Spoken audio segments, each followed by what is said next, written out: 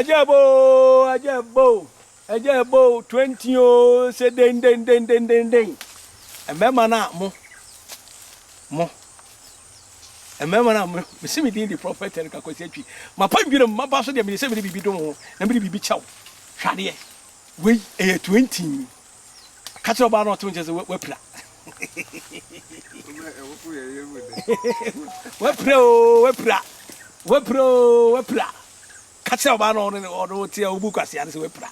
We 20 ma me kana ha ba no ho asem me nko de turutu no we no pa mo be so kwase a we 20 a ma oba ma e chen na odi so bi ba so abadam opam we yeah prophet 1 odi fo be ya do me beneza me bra pani bi chiaw hwade we abena wa kiri ho we 20 obi abema bia untimi nko more than 10-15 minutes akoba de aye de agina no ho so just 20 minutes and 25 minutes mempere nko 30 no video the boss for 2 seconds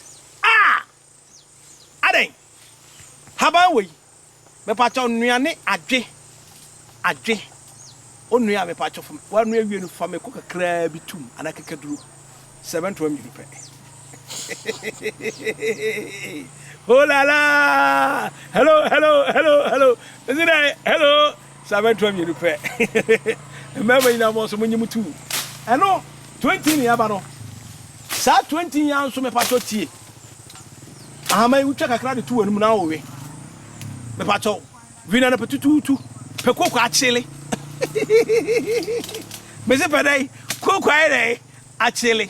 Pe correct coke. Anya sugar coke no. Coke papa no. Na fe uri 20 no. Me pa chana num coke no fa ho. Uri 20 no. Na num coke no fa ho. Uri 20 no.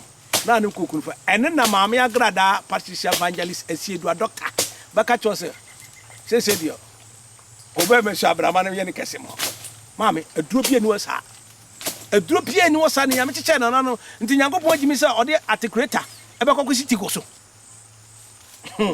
Ewurade hu yembo no moai me pa to tie we 20 se si amapa yi me fa 20 eno na instant miracle me pa to tie 20 ni hini no utime di atadwe to so na wo we na wo mini munsu na wo we na wo mini munsu maame me pa cho so ba ni sem pie fiu de be me bia be makwamo obi sebe obi be twi yere no na wo problem enyo ba na edwamanfu emma ne se etwase yetumi service wo no mo so who said they are women, they are not men. They let them feel like a woman. Epacho aha I attention TV dia pacho subscribe na share channel 20 aha ayo di focus e twafuo mu aha na me kiro se wabodam kura we oba wabodam abatishu wati wani so aha enini aha o tiase se 24/7 afetie 20 ni ebi di shepites o ebi di shepites na mama ncho secret bi mema na omsisimu nyina ye kuru e ba choti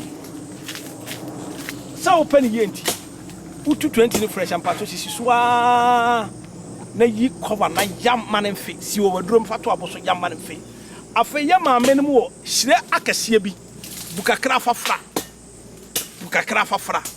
e pacho yeri se dudo manimpi ubetuma wia wo yam wia ba nua wa ayewa mu na wa twe bento ba ko wasa eno nko toilet wo se wia ejina osisi ma ba 2-3 hours na odi wa ko ja wo nan e pacho den na efisi afo ya sa de nansa me ka bibia se onyame o tatura sase ejina so yi oba no wa hwe wo yi chop money oba nwe wadua na nafa anwe wa wia anwe wa numire me pacho wa hwe ba ko tam ne ma misika ade ba bo akoma aha eno di focus e nature man me ba nwuram mamba kansama hinta ne wo ho ne pai koba ne sesa ne asi achi afetie we 20 yese mema nko aduro enya mema nko aduro 20 nya mema nko aduro me pacho montie e ma na ma wo a ye fra bibi body edam ase a mo wi ya na mo da hanu ma twetwo na mo bubuguo e ma na mo bubu nsa na mo bubuguo no me pacho 20 pasintin no me pacho tie pa asintin no na me pacho tie pekoko ahaban awo kakra pa ya ahaban